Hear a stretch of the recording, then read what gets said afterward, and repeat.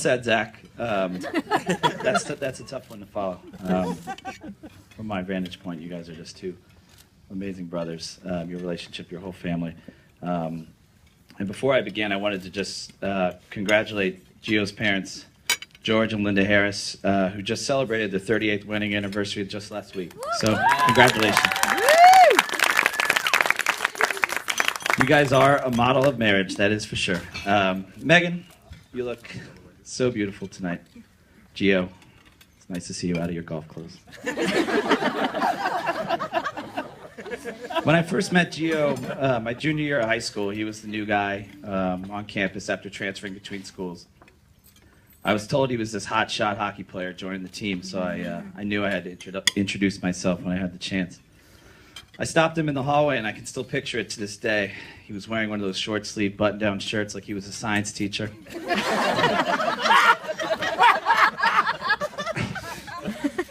He had a saxophone case in one hand as he headed to jazz band practice. And all of this with a high and tight military-style crew cut. So I really wasn't sure what to think of him. But he quickly seemed like a nice guy, a very smart person, and I gave him the benefit of the doubt. I was quick to learn that he was just as obsessed with hockey as I was, him being a New York Rangers fan, boo, and me being a rival Philadelphia Flyers fan, yeah. You got the better of us this spring, okay. But soon we were inseparable best friends. On the ice, we had some of the best times we'll ever have. We had undeniable chemistry playing on the same line, creating some of my fondest memories to this day. And off the ice, we would hang out as often as we could. When attending parties, Gio would famously show up in his big hockey jacket and his tight teal-colored sweatpants. Very tight and very teal.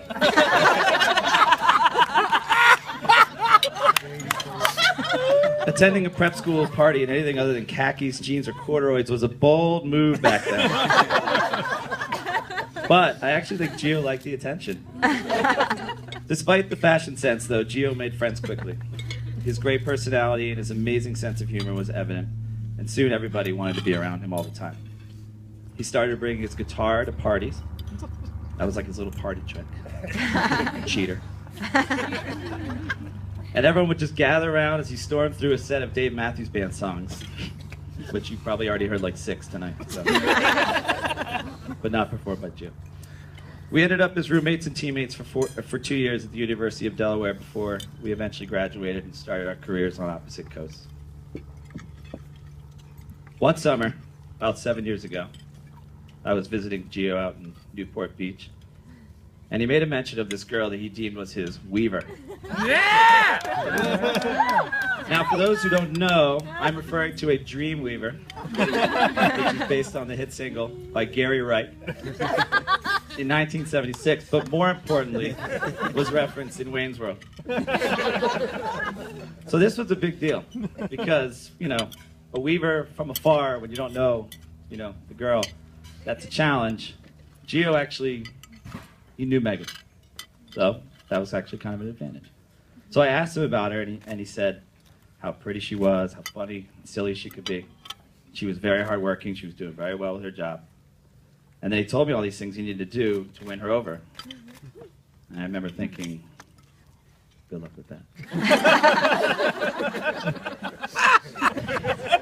But it was during that same trip that Megan swung by the house to hang out. It was a little bit of a shindig, Cali style. And I could see that Gio was in his element right away. Megan lit up the room with her smile. She laughed at all of Gio's jokes. Even the bad ones. But I remember leaving that trip thinking, wow, this guy actually has a chance. As long as he avoided breaking out those tight sweatpants. But all kidding aside, Megan's best qualities have rubbed off on Gio and in turn made him a better person in so many ways throughout the years. Her kindness, her motivation to study and learn, her awesome eye for design. I know that Gio's apartments or houses would not look anything like that if he was on his own. Probably wouldn't have a couch or a TV stand. ramen noodles on the floor. Her patience, especially with someone as regimented as Mr. Gio Harris over there. Her love of animals, and how hospitable she is, especially every time I visit, even though her cat Booty always tries to come. I'm scared to death of that cat. There's nothing scarier than that cat. Just going on record. That's the scariest thing anyone can ever face. But Megan, you are absolutely the perfect complement to Gio. And he's so, so lucky to move ahead in life with you by his side. I know you'll both continue to bring out the best in one another for many years to come. And I love you both. So let's raise a glass. I'll raise my Stella Artois. To this lovely couple and a lifetime of love and happiness, Megan and Gio. Cheers.